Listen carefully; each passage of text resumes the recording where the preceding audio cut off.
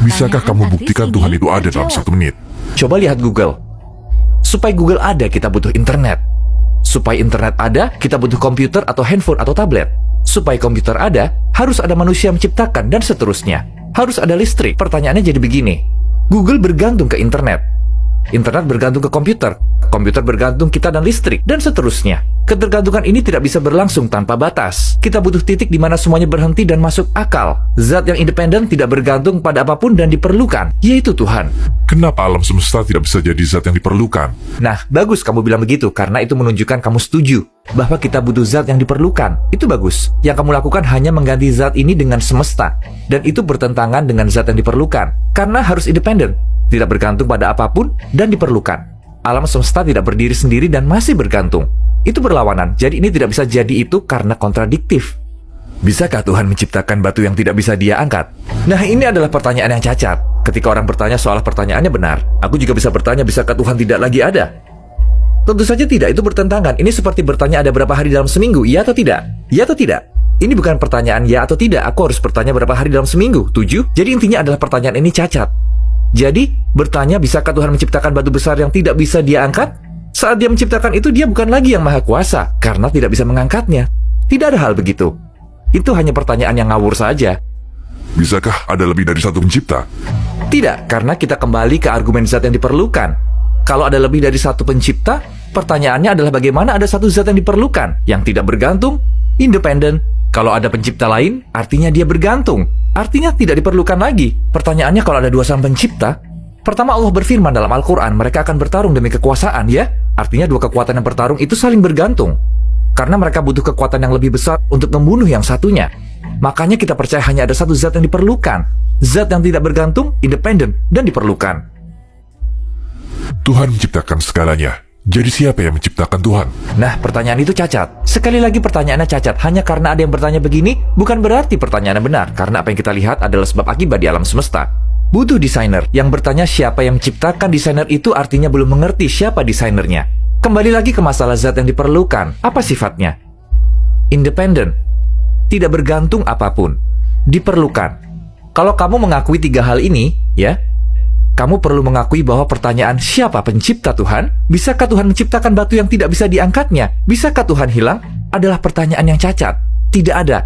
Pertanyaan yang kamu ajukan, tidak ada. Karena jika ada zat yang menciptakan Tuhan, Tuhan jadi bergantung sekarang. Dia tidak berdiri sendiri jadinya. Jadi kita bilang, selama pencipta ini adalah zat yang diperlukan, yang independen, tidak bergantung, dan diperlukan, semua berhenti di situ.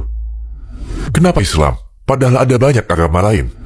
Nah, itu pertanyaan yang kutanya ke diri sendiri sebelum aku masuk Islam. Kenapa Islam? Dan ketika aku meneliti dan apa aku dilahirkan dengan fitrah, ada penelitian di Universitas Oxford oleh Justin Barrett. Dia menemukan anak-anak yang tidak diajarkan Islam atau Kristen atau agama lain, semuanya cenderung percaya kepada satu Tuhan, bukan dua atau tiga. Jadi buatku, aku hanya percaya satu Tuhan. Tetapi pertanyaannya adalah, kenapa Islam? Aku bertanya hal yang sama ke diri sendiri. Dan ketika aku menelitinya, aku menyadari monoteisme sejati dalam arti sebenarnya. Karena kalau kamu tanya ke umat Kristen, mereka bilang mereka adalah monoteis dan mereka percaya tiga itu satu. Kamu pergi ke umat Hindu, mereka percaya 1 juta Tuhan itu satu. Intinya monoteisme sejati. Dalam beribadah dan pemahaman siapa Tuhan, hanya ada dalam Islam. Bukan cuma itu, kalau soal Quran, itu satu-satunya kitab suci di planet ini yang diabadikan dan punya mukjizat yang bisa kita lihat. Misalnya kalau aku bilang ke orang Kristen dan aku bilang aku mau percaya pada Kristen, coba tunjukkan. Kamu bilang Yesus menghidupkan orang mati atas izin Tuhan, coba perlihatkan. Kamu ke orang Yahudi bilang Musa melakukan itu, tunjukkan. Bisa mereka tunjukkan? Tidak, tidak bisa. Kalau mereka datang ke kita dan tanya apa mukjizat Al-Quran, kita bilang ini Al-Quran, aku bisa tunjukkan.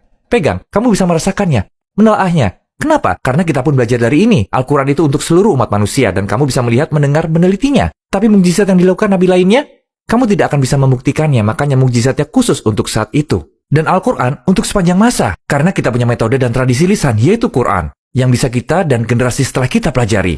Dan itu yang kulakukan sebelum masuk Islam. Aku mempelajari, membaca, melihat prediksi, aku melihat mukjizatnya, aku bilang ini pasti dari Allah. Kamu bilang ada mukjizat pada Al-Quran. Ya. Bisakah kamu beritahu satu mukjizat saja dari Quran? Aku akan bermurah hati, akan kuberi 3. Kadang hidup harus dermawan, ya kan? Yang pertama menurutku sangat menonjol. Yang paling penting karena kita diberitahu, misalnya dalam surat Al-Lahab, Allah Subhanahu wa Ta'ala berbicara tentang Abu Lahab. Dan ini sangat menarik, karena Abu Lahab bisa membuat satu pernyataan dan keseluruhan Islam akan runtuh. Allah Subhanahu wa Ta'ala berfirman dalam Al-Quran, Abu Lahab dan istrinya, mereka akan masuk ke dalam api neraka. Mereka akan meninggal sebagai orang kafir dan masuk neraka. Sekarang kalau dipikir, Abu Lahab cuma perlu melakukan satu hal untuk menyangkal Islam. Karena di Al-Quran jelas, kamu akan masuk neraka, kamu dan istrimu. Dan kamu akan meninggal sebagai kafir.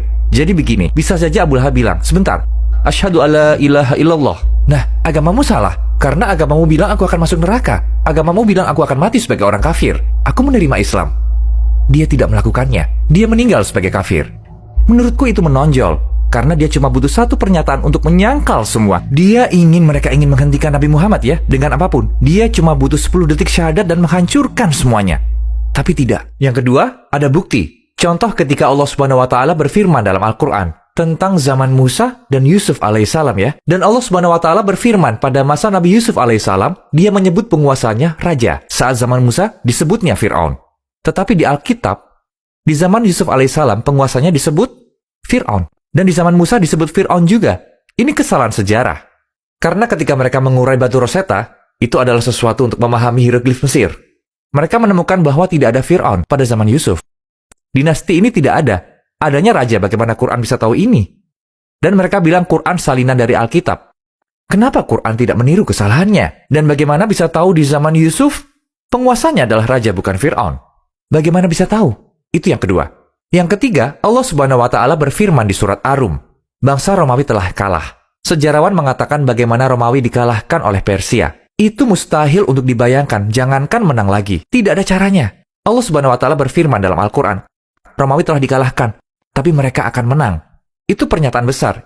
Itu seperti aku bilang, bersama kita akan mengambil alih Amerika Serikat, dan kita akan mengalahkan Trump. Gila, itu taruhan besar. Dan setelah 3-7 tahun atau 9 tahun, Romawi kembali dan mengalahkan Persia. Ini sejarah, dan ini cuma beberapa. Ada ratusan contoh dan aku cuma beri 3, dan aku bisa lanjutkan. Kamu percaya Tuhan. Jadi ilmuwan tidak bisa mengerti, tapi kamu bisa, apa betul? Ini bukan tentang aku bisa, pakai logika kita. Pakai otak kita, sains berurusan dengan panca indera. Apa yang bisa dilihat? Empirisme. Jadi sederhana saja.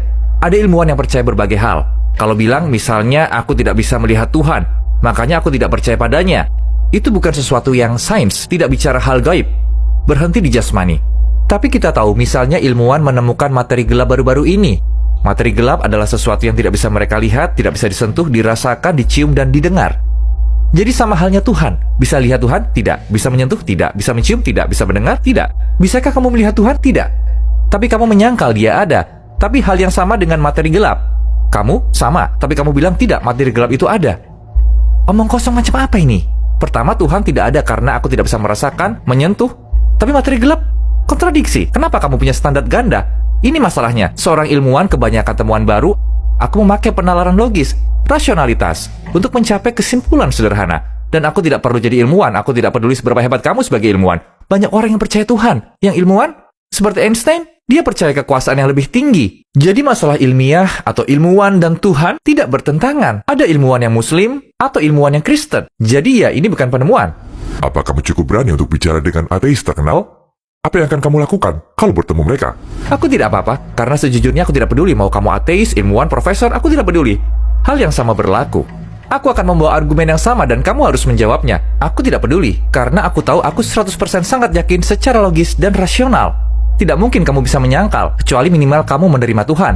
Mungkin beragama, kita bisa lakukan. Deisme, jadi aku tidak peduli jika kamu adalah seorang profesor. Aku tidak peduli, tidak relevan selama kamu punya akal. Kuharap. Maka 100% tidak mungkin mereka bisa menyangkal. Jika ada waktu tak terbatas, mengapa tidak kemungkinan tak terbatas? Ini pertanyaan bagus, aku harus minum untuk menjawabnya. Gelas ini kosong. Ya? Kosong.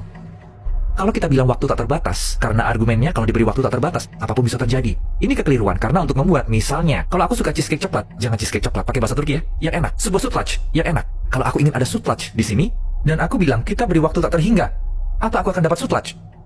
Dan omong-omong, aku suka sutlach yang atasnya hangus. Mari lebih spesifik, apa kita akan bisa dapat? Tidak, karena waktu tidak relevan. Kalau komponen untuk membuat sutlach yang aku suka tidak ada di dalamnya, maka kamu tidak akan pernah mendapat sutlach. Sesederhana itu. Waktu tidak relevan. Apa hubungannya waktu dengan itu? Kita beri waktu tak terhingga, apakah kamu akan dapat Ferrari? Tidak.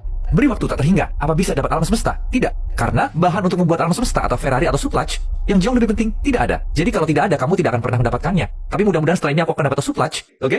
Pertanyaan kita sudah semua. Sekarang aku akan bertanya, kenapa kamu tidak menerima Islam setelah aku menjawab semuanya? Maksudku, ulangi setelah aku. Asyhadu alla